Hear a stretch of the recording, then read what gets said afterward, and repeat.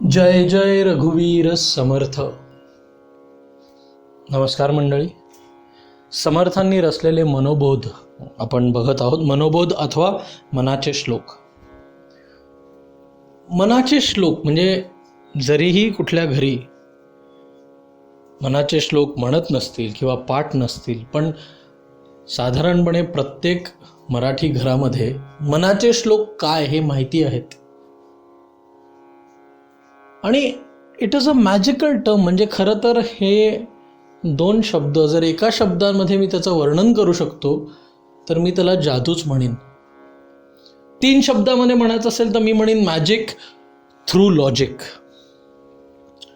ते समर्थांनी रचलेच असे आहेत. मग प्रामुख्याने आपण हे बघू की समर्थांनी हे निवेदन मनाला का केलंय आणि मनाला निवेदन केलंय तो कोण करतोय.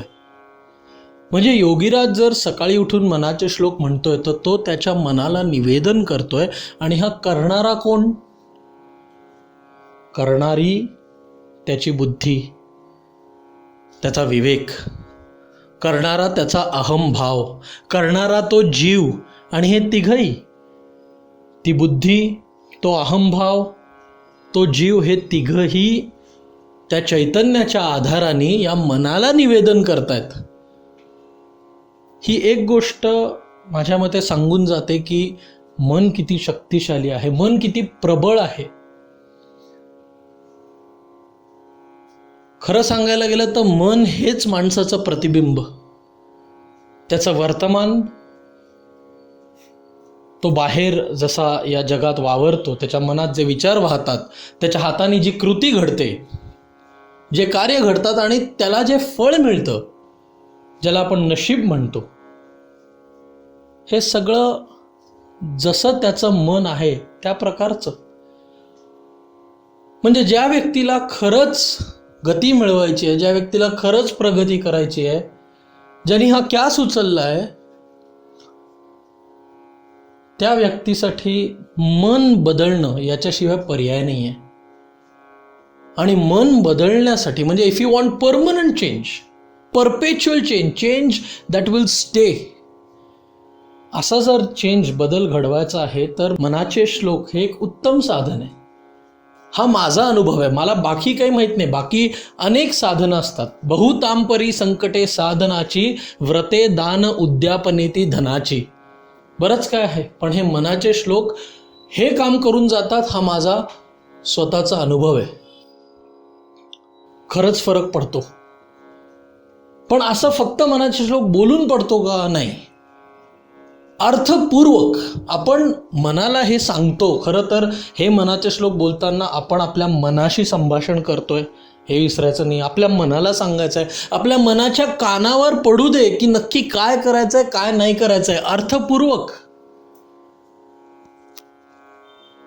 जाणून अगदी की मी म्हणजे आपल्याला काय घडवायचंय, आपल्या हाताने काय झालं नाही पाहिजे कधी, आपल्याला काय अवॉइड करायचंय, हे सगळं जाणून मग मनाचे श्लोक जेव्हा आपण म्हणतो तेव्हा ते मनावर संस्कार घडतात.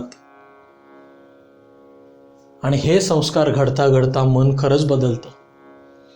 त्यामुळे जसं मी म्हणतोय, दिस इज मॅजिक थ्रू लॉजिक. मागच्या ऑडिओमध्ये 5व्या श्लोकाचे पहिले 2 चरण बघितले. आता आपण पुढचे 2 चरण बघू. मना पाप संकल्प सोडून द्यावा, मना सत्य संकल्प जीवी धरावा, मना कल्पनाते नको विषयाची, विकारे घडे हो जनी सर्वचीची. पहिले 2 चरण आपण बघितले. त्यामध्ये आपल्याला माहिती आहे की मन हे संकल्प करणारच. मग करायचंच आहे ना. जर ते अपरिहार्य आहे तर मग आत्ता आपण सत्य संकल्प धरावा, जो शाश्वत आहे. बाकी सगळं येऊन जाणार आहे. मना तू काय नको करू, तू कल्पना विषयांची नको करू. तू कल्पना करणारच आहे ना, मग तू विषयांची नको करू.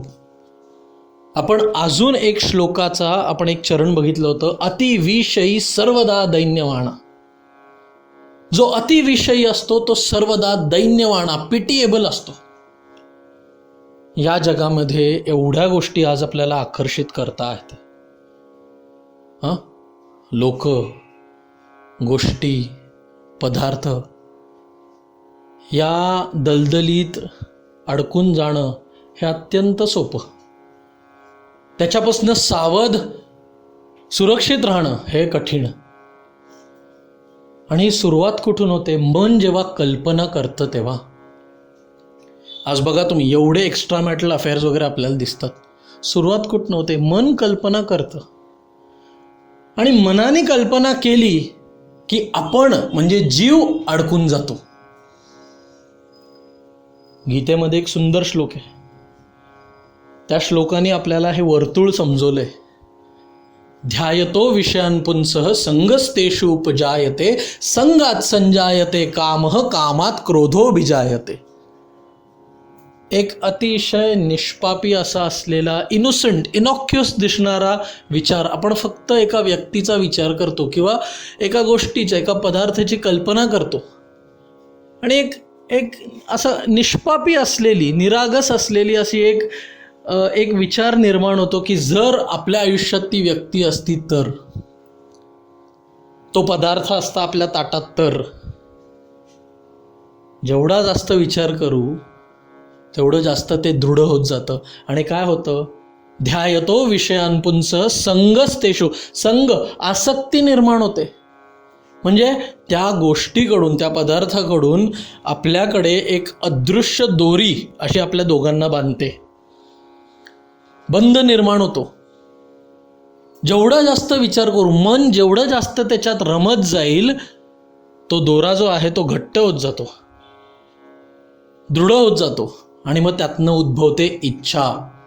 ध्यायतो विषयान् पुंसः संगस्तेषु उपजायते संगात संजायते कामः. इच्छा निर्माण होते. बघा, फक्त विचार करत, म्हणजे जर त्याला ताब्यात नाही आणलं, तो जसा वाहतोय वाहून दिला, तर मग त्यातनं इच्छा उद्भवणं हे स्वाभाविक आहे. मनाचा स्वभावच आहे तो. आणि ते जर नियंत्रणात नाही आणलं तर इच्छेतनं बघा काय काय विकार येतात. कुठल्याही गोष्टीची इच्छा करतो म्हणजे पहिलं तर लोभ निर्माण होतं. ती गोष्ट जर मिळाली तरी दोन गोष्टी होतात. एक तर भय येतं की बाबा आता ही गोष्ट कुठे हरवायला नको, नाहीतर लोभ होतो की अजून मिळावी. माणूस राबत राहतो, रजोगुण आहेच त्याला पळवायला. जर नाही मिळाली तर क्रोध, आणि जर नाही मिळाली तर ज्याला मिळाली त्याच्याबद्दल मत्सर. कुठून आले सगळं? इच्छेतून. क्रोध माणसाची बुद्धी खाऊन टाकतं. काय चुकीचं काय बरोबर त्याला कळत नाही. आणि जेव्हा काय बरोबर आणि काय चुकीचं याच्यामध्ये त्याला डिस्टिंग्विश करता येत नाही, त्याच्यामधली रेष ओढता येत नाही, तर मग कुत्र्या मांजरापेक्षाही बेकार माणूस. म्हणून त्याचा नाश होतो असं गीतेत सांगितलंय. फक्त मनाला जर आपण बेलगाम ठेवलं तर.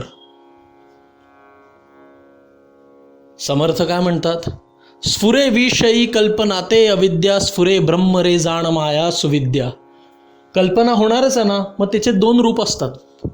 एक आपल्याला अविद्येकडे नेते, म्हणजे या जगात अडकवते, आणि एक त्या ब्रह्माकडे नेते, ती सुविद्या म्हणावी.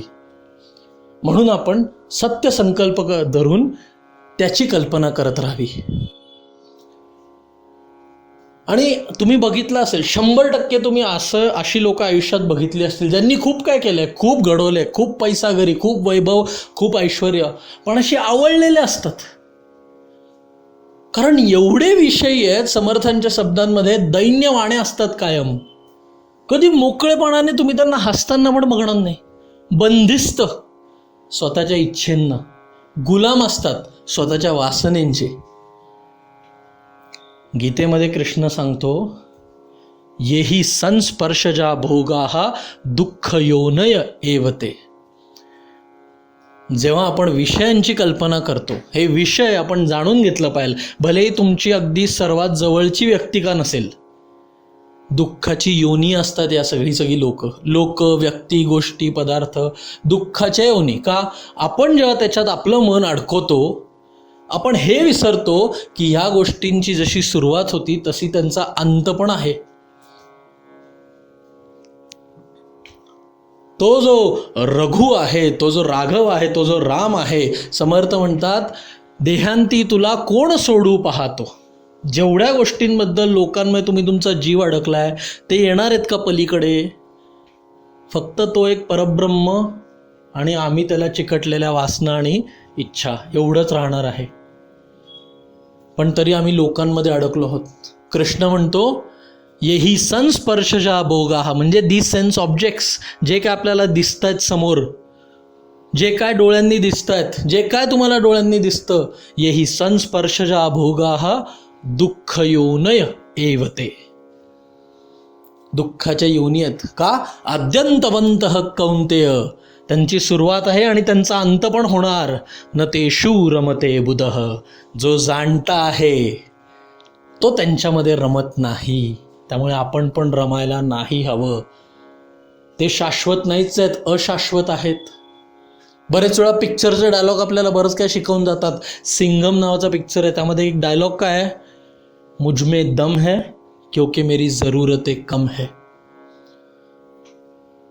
त्या मनावर जेव्हा लगाम ठेवतो आपण, जेव्हा मन असं फालतू सारखं उठता बसता विषयांची कल्पना जेव्हा नाही करत, तेव्हा ते शांत राहतं, स्थिर राहतं. अशा मनाला खूप गरजा नसतात. अशामुळे काय होतं, सदा सर्वदा मोकळी वृत्ती राहे. म्हणून ती मोकळी वृत्ती कशी आणायची आहे हे समर्थ आपल्याला समजवतीलच पुढे. हे मनाचे श्लोक आपल्याला शिकवतीलच. पण त्याच्या आधी समर्थांनी आपल्याला काय सावध केलं आहे की मना तू विषयांची कल्पना नको करू, कारण का त्यामुळे विकारे घडे हो जनी सर्व चीची. एवढे विकार आपण आत्ता बघितले, काम, क्रोध, मद, मत्सर, लोभ, हे सगळे विषयांच्या कल्पनेने उद्भवतात आणि त्याच्यामुळे समाजामध्ये फक्त माणसाची छितू होते. म्हणून नको. हरिओम तत्सत.